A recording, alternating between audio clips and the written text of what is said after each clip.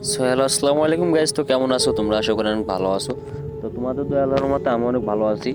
তো আজকে টপিকটা হচ্ছিল কেন তোমার আইটি ব্রোঞ্জে কি জন্য নামাইছে। ব্রোঞ্জে নামাইছে গাইস এই জন্য যে তোমার আইডিতে গ্লিচ ইউজ করা হয়েছে এই জন্য।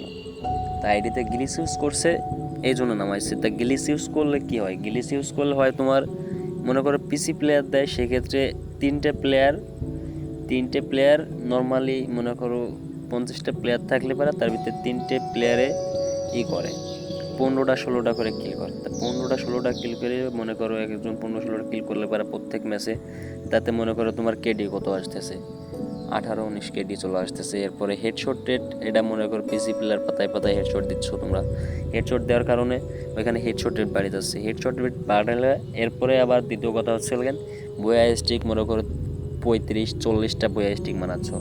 এই যে এরপরে তোমার সার্ভাইভ টাইম কতক্ষণ? সার্ভাইভ টাইম সর্বোচ্চ গেলে পারে 11 সাড়ে 11 মিনিট।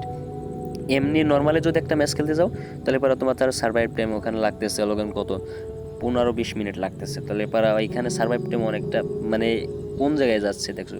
এই জন্য তোমার আইডিটা ব্যান যাচ্ছে। তাই এই কারণে ব্যান যাচ্ছে। আর এগের জন্য গেম খেলা যাচ্ছে না গাইস, কি বলা যাবে মানে এইগের জন্য মানে আমরা ভালোভাবে খেলো, কারণ ওকে তো মনে করো 11 মিনিটে ম্যাচ শেষ হয়ে যাচ্ছে, ওরা ফিরে আর একটা খেলতে পারতেছে। আর আমাকে 11 মিনিটে আমাকে একটা খেলতে যায়, ওকে দুইটা হয়ে যাচ্ছে।